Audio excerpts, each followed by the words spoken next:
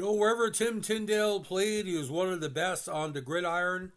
Didn't get a full shot with the Buffalo Bills, but he did something few Canadian players have ever done. A pure Canadian scoring a touchdown in an NFL playoff game. So today we're going to be talking about the pride of London, Ontario, 5'10", 220-pound solid muscle, like a Neil Lumsden type, Tim Tindale. Timothy Scott Tindale, again born in the beautiful community of London, is a former professional football player who was a running back for the Bills of the National Football League for several seasons. He came to major prominence while playing CIS football in Canada at the University of Western Ontario. Now, Tindale was an all-star fullback with the Western Mustangs football program from 1990 to 94. After dominating the CIS, he graduated with a degree in kinesiology. While in high school at Saunders Secondary School, he said he never intended to play pro football, but instead he wanted to be, under his first calling, a doctor. Tim won 2 Hec Creighton trophies, which was awarded to a CIS Football Player of the Year. Now, sort of like a Heisman. Many stated that hadn't fractured his leg in 92, he would have gotten a third. Tindale was also announced as a member of the Canadian Football Hall of Fame in 2022, based primarily on his university career, but of course his time with the Bills from 94 to 97, and he was with the Bears in 98. Now, he was the Lois and Doug Mitchell Award winner in 94, and a Hec Creighton winner as well. Now, he eventually ended up being undrafted by the CFL draft. He was taken in the third round in 94, the 28th pick. In 94, after graduating from the kinesiology program, Tindale tried out for the Buffalo Bills as a free agent and made the squad. What really helped him, too, was former CFL championship Grey Cup coach Marv Levy, who won 2 titles with Montreal, was very high on him. It was an unbelievable life experience, he said. Tim remembers his first NFL game, saying he's never seen so many people for a preseason match. 70,000 people came out to just to see some guys try out for the team. Now, with rumors of the treatment of Canadian players in the NFL filtering through fans and players alike, because previous CFL players were treated shitty in the league, Tindale had the inside scoop, and his pleasant experience contradicted the stereotypes. On my first day of minicamp, Bills coach Marv Levy came up to me and knew my name and all my stats. He was the head coach, and he knew everything about me. Levy had coached in the CFL for a period in the 70s before he went to Kansas City, then Buffalo. Tindale had gained TV exposure in Buffalo through CHH TV broadcasts of Ontario University football, which made him a cult hero of sorts in the station's broadcast area.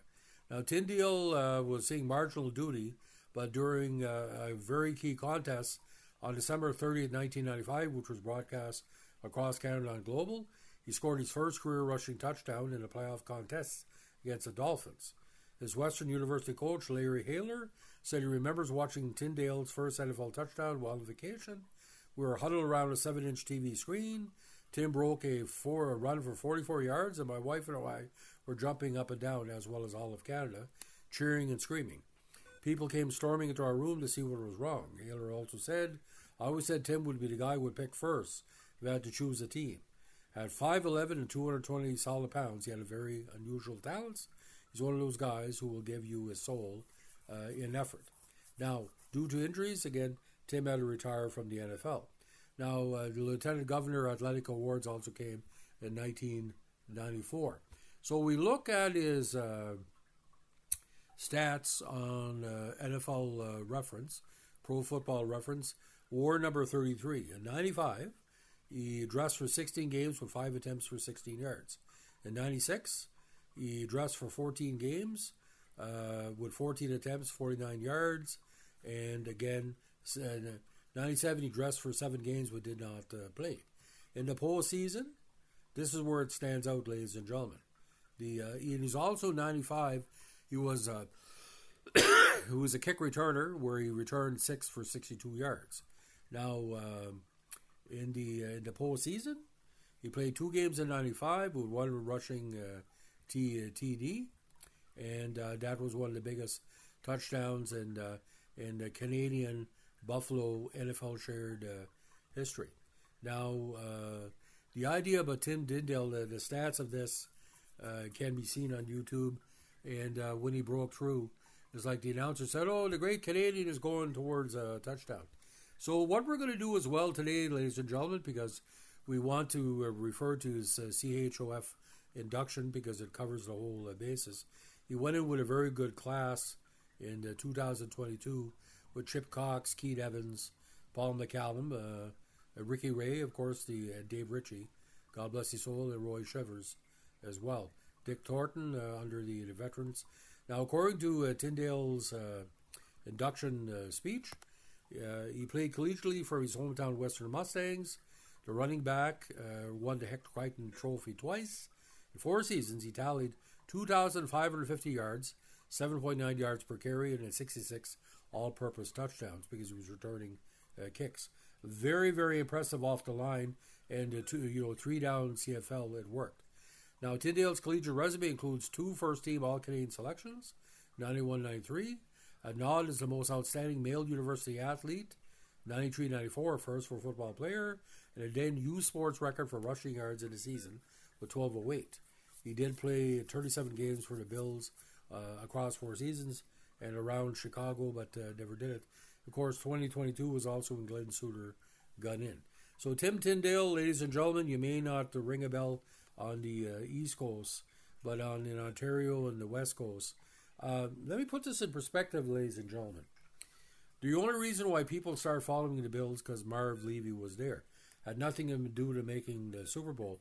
And of course, when Flutie played for them for a little while.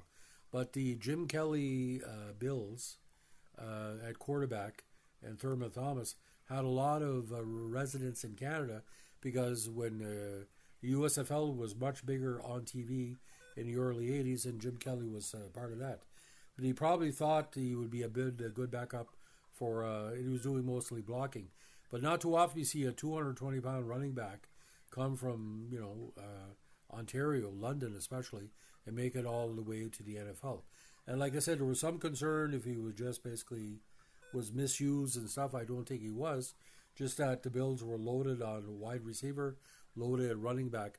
So if you can find, there's compilation videos that one podcaster has done of all the playoff games, highlights from touchdowns from each season.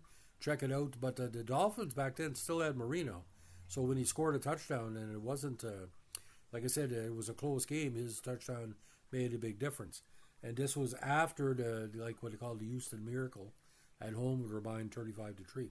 So ladies and gentlemen, if you like what we're doing with our CFL, our Canadian Football Hall of Famers, let us know with a like, comment, subscribe, or share.